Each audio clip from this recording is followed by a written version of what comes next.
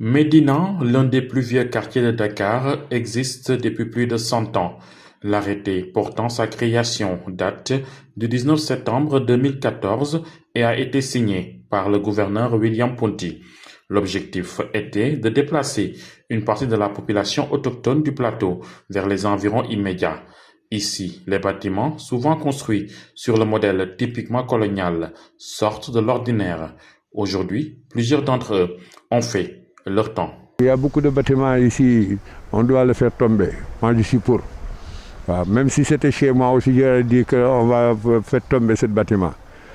Mais si vous cherchez au niveau de la Médina, vous en trouverez beaucoup. Pas mal de bâtiments, on doit les faire tomber. Parce que sinon, un jour, ça peut faire une catastrophe et il y aura des pertes, beaucoup de pertes. Il y a plusieurs vieux bâtiments dénombrés à la Médina. Parce que il faut un tout petit peu rappeler l'historique de la Médina. Il faut savoir que la Médina date de 1914, c'est un vieux quartier. Donc la dernière en date de recensement qu'on a fait concernant les bâtiments menacés en ruine, on a pu dénombrer plus de 100 bâtiments menacés en ruine.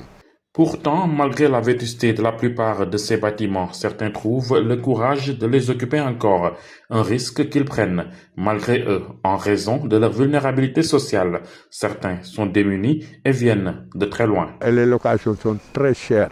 Mais ces étrangers-là que vous voyez là, que ce soit les francophones de Guinée ou Nigériens, mais ils le prennent, ils payent.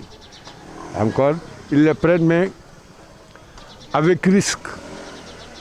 Ils le prennent avec risque.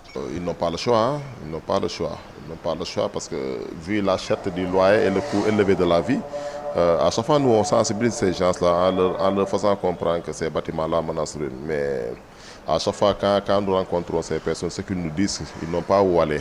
Cette occupation, malgré le risque élevé, n'est pas sans conséquences. Des bâtiments s'effondrent souvent et font des victimes. Le dernier effondrement en date à la Médina a fait 2 morts. Ici, tout dernièrement, à la rue 39, tout dernièrement, il y a eu deux morts, je crois. Oui, il y a eu 2 morts. Bien sûr. Bien sûr. Le bâtiment qui est à côté de nous aussi, il en a fait. Heureusement, ce jour-là, au moment où on priait, là où il y avait la fontaine, la dalle est tombée. On a fait sortir tous les occupants, il n'y avait que des Nigériens. Tous les occupants, jusqu'à présent, c'est fermé. On a même muré la devanture de la maison. Il y en a beaucoup, hein? Il y en a beaucoup, surtout pendant l'hivernage comme ça. Il y a de cela 2 ans, on a constaté un immeuble à la rue 39, angle 24, qui s'est affaissé, occasionnant 2 morts. 2 morts ici à la rue 39. C'est récurrent, c'est récurrent qu'il y ait des bâtiments menacés en ruine qui tombent et qui font des morts. Et puis c'est regrettable. À chaque fois, nous, on alerte à notre niveau pour faire comprendre aux gens qu'il faut tout faire pour éviter ce genre de situation. En plus de leur aspect vétuste, certains bâtiments souffrent aussi de malconstruction. Certains, propriétaires véreux qui ne feront jamais loger leur famille ici, tentent des réfections pour ensuite mettre le bâtiment en location. Malheureusement, certains les prennent malgré les mises en garde de la municipalité. Son manœuvre, on le prend comme des entrepreneurs. Ils vont te construire 2 étages, 3 étages. C'est pas ça. Il faut regarder les entrepreneurs qui ont les moyens, des matériels. Vous voyez, il faut les engager pour qu'ils vous construisent une maison. Mais ce n'est pas des jeunes qui font l'apprentissage 2 mois, 6 mois, avoir un tunnel et c'est un maître maçon. Non, je suis facile. Maintenant, nous, à notre niveau, ce que nous pouvons faire, c'est sensibiliser ces gens-là pour qu'ils quittent les bâtiments. Et puis la mairie, à travers le maire Ahmadou Bamba Fall aussi, il a pris des engagements fermes dans ce sens.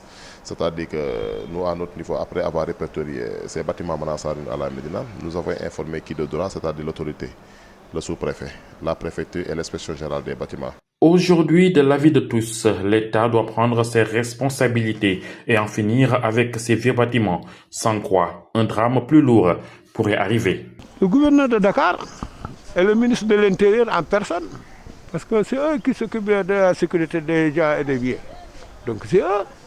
Ils n'ont qu'à descendre sur le terrain et recenser les maisons qu'on doit détruire. Oui, il faut bien le faire. Je demande pourquoi ils ne le font pas. Ils ont peur ou quoi? Ils n'ont qu'à descendre et obliger les propriétaires à casser leur maison ou bien eux, ils prennent les dispositions. C'est tout.